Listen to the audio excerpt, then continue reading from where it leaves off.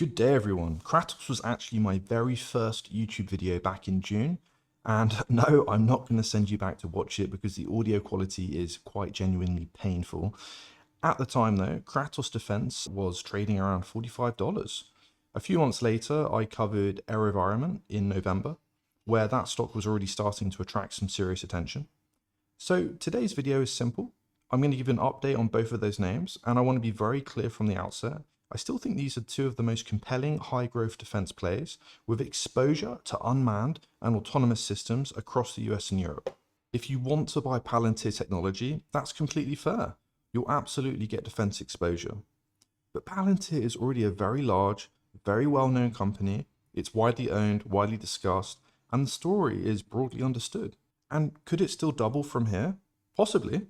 But can it realistically deliver 4 times or 8 times returns in a way that a smaller, more focused defense company can? In my view, that's much less likely. And that's exactly why I focus on these smaller names for my portfolio in the first place. To understand why I was bullish on defense names and why I'm even more convinced this theme is structural now, let's zoom out on how the defense landscape has evolved. In 2025, defense was already shifting fast, but the market hadn't fully priced it in. The war in Ukraine dragged on, Middle East tensions escalated, and Taiwan stayed a major flashpoint. Yet Wall Street still saw defense as mostly cyclical or event-driven. Modern warfare had flipped. Drones, autonomous systems, they're essential for winning a battle at scale now. That's why I zoned in on unmanned systems early. It wasn't a bet on one conflict, it was a bet on how future wars are fought. Fast forward to today, and everything has accelerated dramatically. In the US, defense is no longer marginal.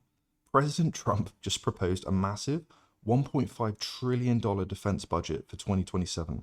That's a 50% leap from current levels, aimed at building out his dream military with huge emphasis on production speed, industrial capability, and the next gen tech like drones and hypersonics. Markets are already repricing hard on these expectations. Defense stocks, including Kratos, have been on fire in early 2026, as rhetoric turns into potential policy. Meanwhile, NATO allies are stepping up big time.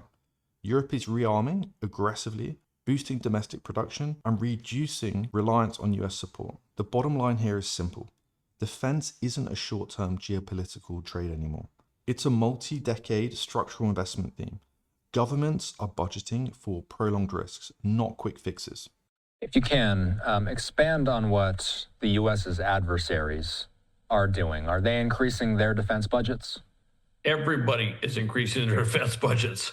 Europe is increasing its defense budget, and not without a little bit of U.S. cajoling. Japan is increasing its defense budget. Let's deep dive into the company itself. First, a quick refresher on Kratos Defense. They're a nimble next-gen contractor specializing in unmanned aerial systems like drones, tactical jets like Valkyrie, hypersonic components, and advanced aerospace tech for the US military and allies. In Q3 2025, Kratos crushed it. Revenues hit $347 million, up 26% year over year, with 23.7% organic growth, which was well above consensus. Adjusted EPS came in at 14 cents per share, beating estimates handily. This momentum prompts them to raise full year 2025 revenue guidance, reflecting surging demand across unmanned systems government solutions.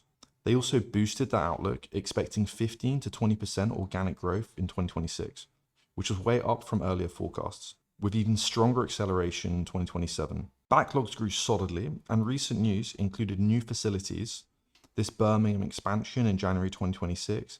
If you look at this chart, Kratos has delivered exceptional performance, up more than 50% year to date already, and over 300% in the last year. And now it's trading near an all-time highs. That move hasn't come out of nowhere. The fundamentals have improved, defense budgets are rising, and analysts are now scrambling to raise those price targets, including the most recent upgrade.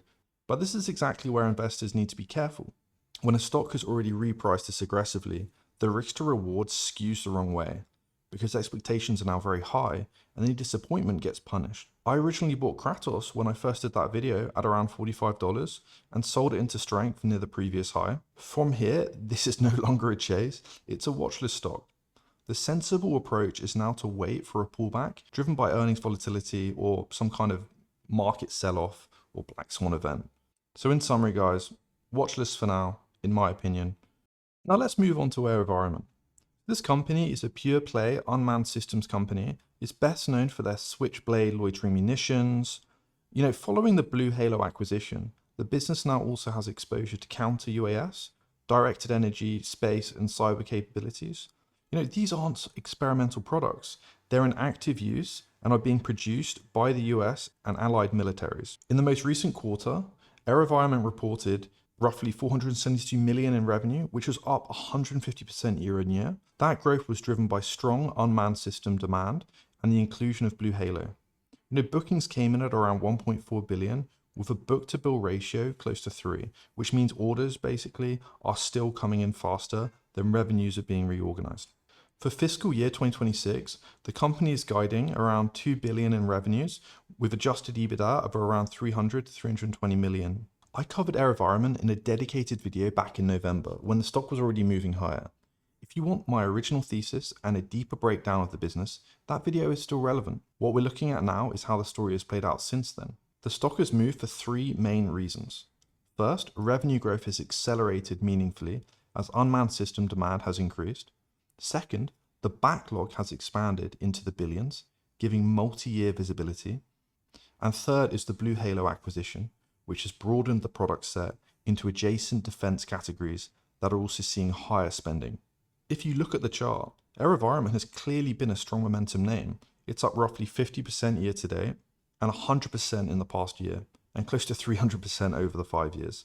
That move reflects fundamentals catching up with the story, not necessarily speculation. I'm still holding AeroVironment because I bought it earlier around $240, and the long-term business outlook hasn't changed for me. At the current levels, I wouldn't add aggressively, and after a move like this, future returns depend on execution staying strong and any earnings volatility or market pullback a better entry point. Honestly, it's a strong business, but after a large re-rating, the stock needs time or a pullback to reset. To wrap this up, the reason I hit names like Kratos and AeroVironment early wasn't luck. It was because I spotted a theme before it became mainstream and then focused on the companies within that theme, which in my view had the strongest potential of growth. Right now, we've identified 2 very strong, compelling companies in that defense space. This is exactly what a watch list is for. From here, I think the sensible approach is to wait for a pullback over the coming months. Wait for periods where sentiment turns, volatility picks up, and fear comes back into the market. That typically is where the best entries end up showing up again. And look, this channel is about doing that work properly, finding themes early, staying patient, and managing entries rather than chasing price. If that's useful to you, consider subscribing. I'm constantly looking for the next setup like this, whether it's defense or elsewhere. And just to be transparent, even though there's ads on my channel, I'm not actually making any revenue from this yet. It's still a small channel, so if you want to help me out, subscribing genuinely makes a difference. Thank you for watching, take care, all the best for 2026, and I'll see you in the next one.